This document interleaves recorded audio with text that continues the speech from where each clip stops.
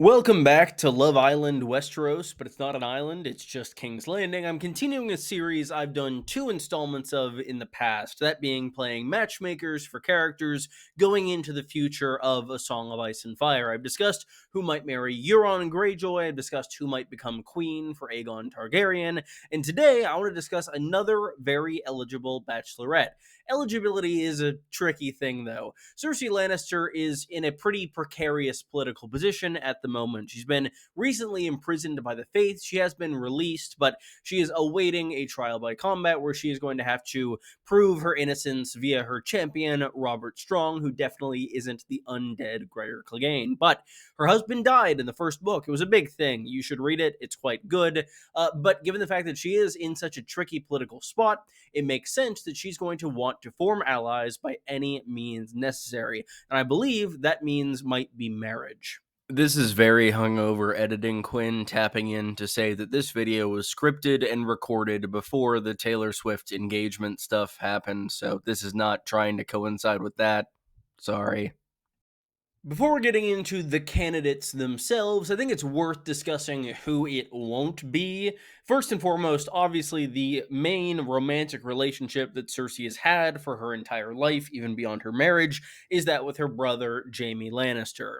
However, we know that this is not going to be the marriage as it is going to happen, because Jaime proposes that in A Storm of Swords. He asks Cersei to wed him. She's available at that point. He is a Kingsguard, but I mean, he could just discharge those vows because his dad wants him to do that anyway. But regardless, Cersei rejects the proposal there, and then in A Feast for Crows, we see the two fully grow apart. That's one of my big issues with the show in terms of the decisions they made in changing things. Jaime stays by Cersei's side until the very end of season 7, and then he goes back to her partway through season 8. Whereas in the books, his redemption arc feels a lot more organic and like it's actually the character growing and improving because he is able to separate himself from this toxic relationship in A Feast for Crows. And he very decisively decides that he is not going to support his sister any longer, as she asks him to fight for her at her trial by combat, and he opts to not do that and instead burn her letter. So Jaime is strictly out as a candidate here. Speaking of Jaime, we should go through his thoughts a little bit. The Lannister siblings have a tendency to have repeated patterns of thoughts. I relate as someone with OCD, and Cersei always has these thoughts about Tyrion being in the walls in this prophecy. Tyrion's constantly thinking about wherever whores go. And in A Feast for Crows, in Jaime's head, we keep hearing that Cersei has been sleeping with Lancel and Osney Kettleblack and the Moon Boy, for all I know. I do want to address those three as well. As far as we know, the Lancel one is the only of those three that Tyrion knew was correct when he said this kind of jab to Jaime. That said, Lancel is now a member of the Faith and cannot inherit any lands or titles, and him marrying Cersei would really not accomplish anything, and I don't think either of them would want to do that, as Cersei doesn't seem to like Lancel in his new religious form very much. Additionally, the Kettleblacks, despite one of them, whichever one of them it was is escaping me, if I'm being honest, because their names always blend together in my head, but regardless, they're all currently imprisoned by different parties, either the Faith or Kevin. Though Kevin is dead, they are also in a very bad political spot, and marrying them will gain Cersei nothing, especially given the fact that they are secret Littlefinger agents and she doesn't know it. Though the Moon Boy, I must say, is quite available. Cersei remarrying is not a new idea in Ice and Fire. It's first floated in a Tyrion chapter of A Storm of Swords, one of my favorite chapters in A Storm of Swords. It comes after a small council meeting, and we see Tywin sitting down with his two children, and this is adapted quite well in the show, but in the books, we get a concrete list of candidates who Tywin is considering as a political match for Cersei. While the War of the Five Kings is now at an end, and these matches were made with that conflict in mind, they still could be interesting to look at in terms of just kind of assessing the political board and what Cersei might have as options. Specifically, Tywin lists Quentyn and Oberyn Martell each as options, both of whom are unfortunately dead. He also lists the Redwine twins, which could be interesting, as well as Theon Greyjoy, also interesting for different reasons that we'll get into. The one that ends up being the kind of main candidate is Willis Tyrell. We see that Mace is initially quite interested in this match, but then he talks to his mom, Olenna, the Queen of Thorns, and she very much shuts it down. The political situation currently is pretty fascinating, as Cersei is not someone who is having these grand romantic dreams of someone to sweep her off her feet at this moment. If she gets married again, it will likely be to secure an alliance of some sort, probably for no reason other than that. And I think that is crucial to consider going in here. Cersei is pretty much out of allies who aren't named Qyburn or Robert Strong at this point, and she's fairly desperate to get anyone else on side. I think that if we're trying to assess potential marriage candidates, having that desperation on their side as well could be quite helpful in securing a match. Let's turn to some of the candidates from the Reach. We hear of the Redwine twins. They were both imprisoned as a part of Cersei's scheme to frame Marjorie. They have been released, and their father's fleet, which is one of the best in the Seven Kingdoms, is currently sailing against Euron. But as such, that fleet is very likely to be destroyed in the very near future. While this could end up producing the desperation that might be necessary in order to kind of match Cersei and want to create this political alliance, I don't think that Cersei would necessarily go for it. She A, doesn't like the Redwine twins at all, and B, if their fleet is destroyed, they would be bringing pretty much nothing to this alliance. And I don't think that Cersei would really want to marry someone for no reason without really getting any benefit for her out of it, which is just kind of how marriage works in this world.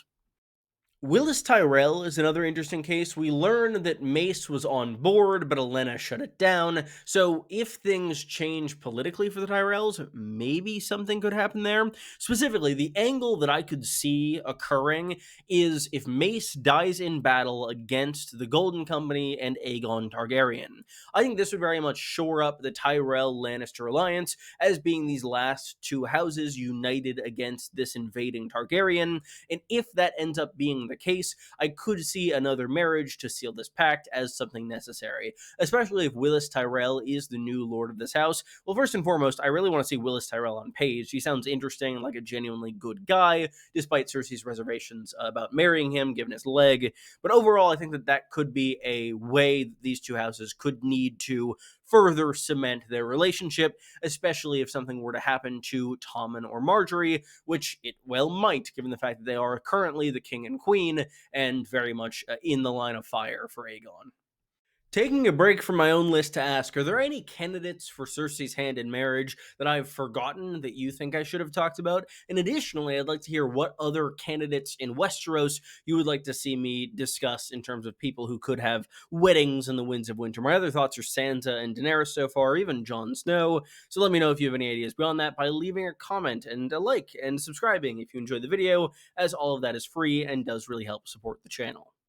Speaking of Aegon and his invasion, I do think that if Cersei is around and not imprisoned by the time he arrives in King's Landing, there is a non-zero chance that she tries to make a move on him and become his new queen. I'm not positive. I don't think that'll work, given the fact that he will likely be married to Aerion by that point. I think Aerion could well be the younger, more beautiful queen if there is strictly one person who fits that role as the queen who's casting Cersei out. But I do think we'll get at least one funny interaction where she is trying to get with Aegon, and I don't think she'll be super successful in that. There's a non-zero chance she does that for Jon Connington too. Hell, they both loved Rhaegar. But I don't think that that will succeed either. We have a very funny scene in The Griffin Reborn where Halden is suggesting Jon Connington getting married to secure an alliance, and he just like kind of deadpan stares at Halden. So I don't think that's really going to be happening, as I don't think we really need a Lavender marriage to be going on at this point in the story.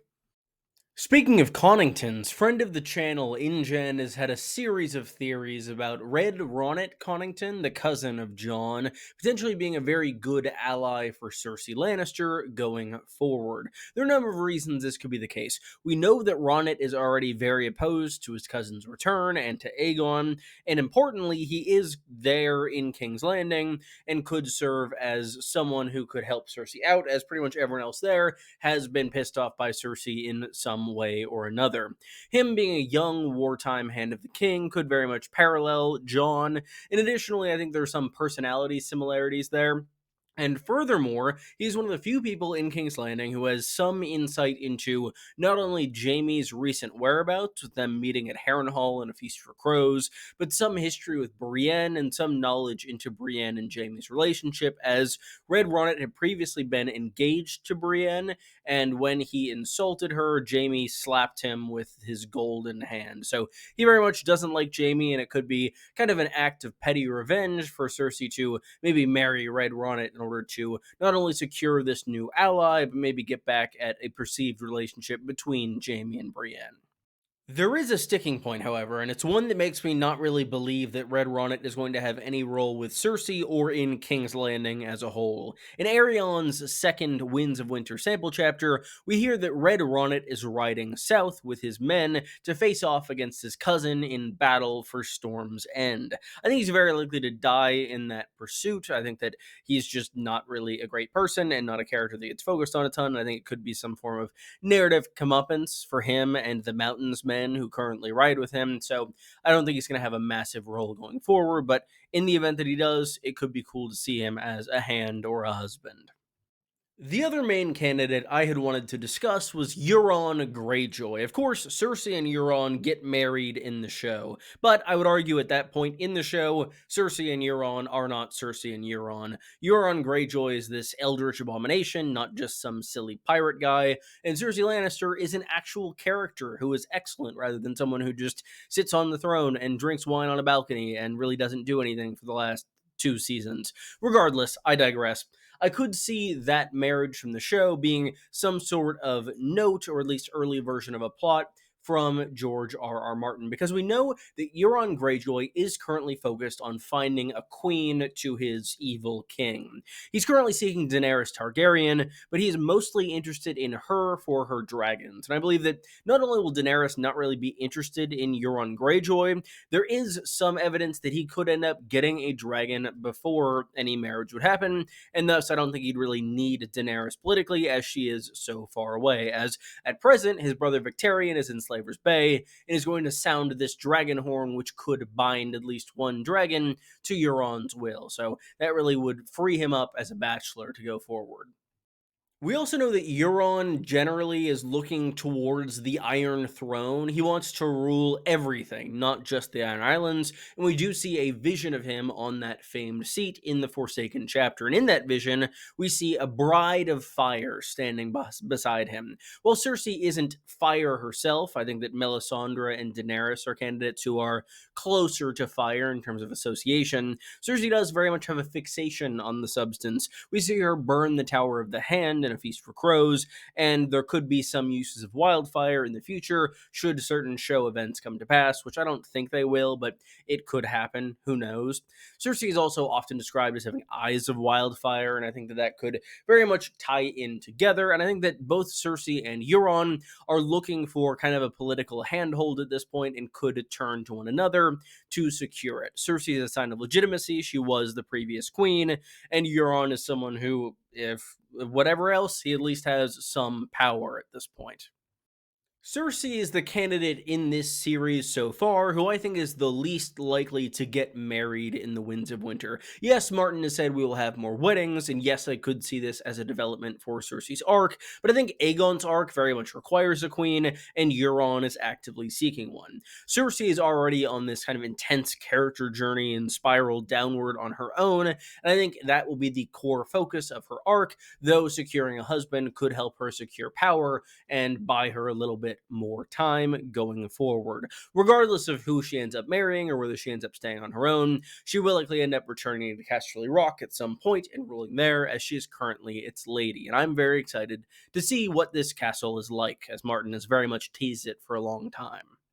Thank you all so much for watching. If you enjoyed, be sure to leave a like and subscribe. I'd really appreciate it, and it really helps grow the channel. I'll have many more videos on A Song of Ice and Fire, House of the Dragon, Dunk and Egg, Game of Thrones in the near future, and I hope you will join me for all of those. I also have a Patreon, which is linked in the description, that is just an extra way to support me if you'd like to. Otherwise, the free means of supporting me are also absolutely fine. Thank you again for watching. I will see you soon. Goodbye, everyone.